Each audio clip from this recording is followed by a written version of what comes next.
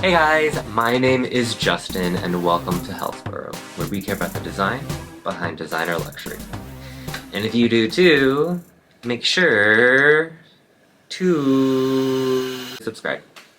So for today's video, I thought it would be really fun to talk through some of my favorites on Vestiaire Collective. And I guess this kind of gives like a little insight into like what I find interesting in a bag. Because all of these bags are like kind of like off kilter, a little weird, a little maybe disagreeable with a lot of people. So if you're also interested in that, bring it in. So if you're not familiar with Vestiaire Collective, also I don't know if I'm pronouncing it right, so let me know in the comments if I'm, being dumb. But Vestiaire Collective is basically, it's like an app, it's a website, whatever. I don't want to call it a swap meet, but it's kind of like a flea market, but like for luxury goods. What Vestiaire Collective acts as is kind of like a safety net. Basically, like you post pictures of something you want to sell, and then other people, or you, can go on there and browse and see things you like, and then buy it. And they kind of act as the middleman to make sure you don't get ripped off. By the way, this video is not sponsored. I don't know, I just like looking. I also wanted to throw in a bit of a disclaimer, like if you're watching this in the future and you are interested in one of these bags, it might not be there. I just wanted to show like the kind of variety that exists and just point out like what I thought was interesting. But then let's dig in.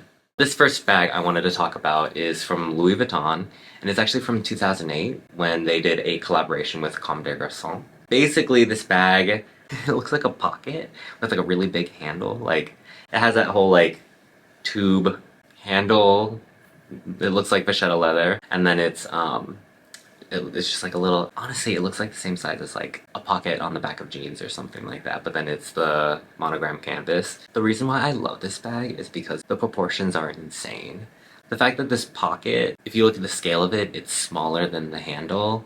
It's hilarious to me. I know like mini bags have been like a trend for a while, but like this is like so ridiculous because like sure there's like a little flap pocket, but it's also like the whole thing is just a pocket. It's just ridiculous. I mean, a lot of the Comme des Garçons collaboration bags with Louis Vuitton were really interesting, but I think this one is honestly one of the more dumb ones, which if you know me, you know I love dumb things, so. This next bag I wanted to talk about is from Moschino, and it's from Jeremy Scott's debut collection when he did that little capsule bit where it was like McDonald's themed. I know I already have like the Happy Meal bag and I love her, but this one, in a way, like it really is like poking at like the Chanel classic flap. Like of course it doesn't have the exact same shape of the flap and things like that, but it still has that like diagonal quilting, and it has a chain strap, but instead of it being like a metal chain, it's plastic. It's just like so hilarious to me. And like for me, because plastic is used so prominently on that bag, it really elevates that kind of like high-low feeling of like, oh, of course we have this like Italian leather, but then also like here's some plastic. It looks like it could have come from like a Happy Meal. Like, to me, that is just incredible and very silly, and really, like, if you think about the tenure that Jeremy Scott has had with Moschino, there hasn't been so many collections that have had the same kind of impact that that one has had. At least in, like, the kind of, like, social media, like, kind of going viral kind of way. So this next bag I wanted to talk about is called the Chanel Cocoon Tote. For me, the most standout thing is that they kind of stepped away from like the luxury goods and made this very like sporty kind of looking bag. So it's made out of nylon and it's supposed to be like reversible, but like, I don't know. I've seen pictures of it reversed and it's like, okay, I get it, but the thing for me that I love about it is that it was such a departure from that like Chanel is fancy kind of mentality that I think a lot of us have, by them using nylon, making it this like super puffy looking bag. I think probably in like the puffy bag battle royale or something, I mentioned this bag and how I think it predates most other puffy bags that are part of the trend. It's just something about like how athletic, like how athletic it is. Yeah, this bag works out.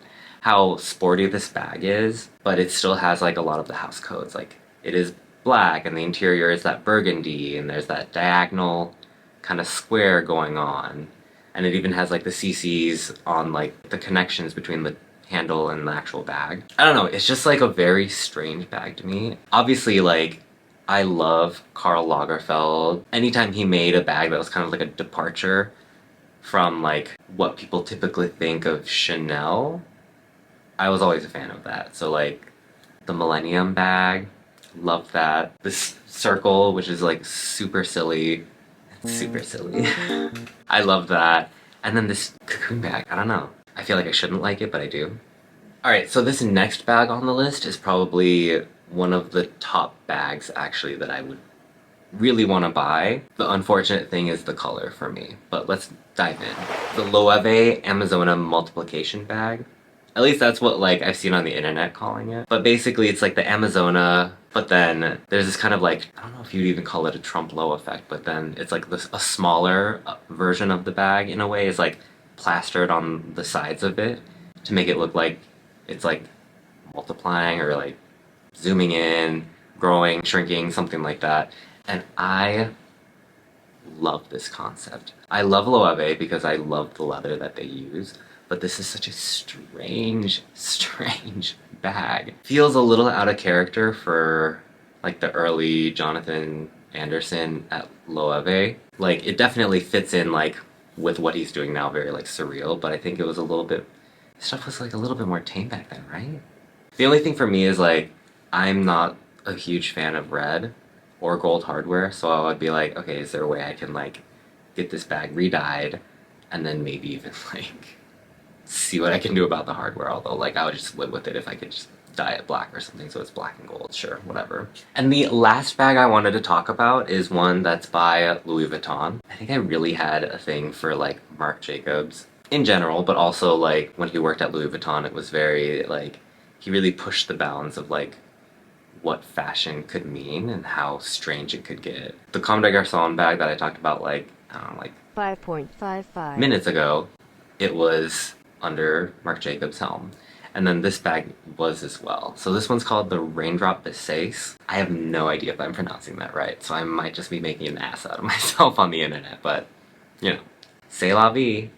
La vie. The thing for me about this bag is that when it came out, people were really in shock. They were like, why did you make a freaking trash bag?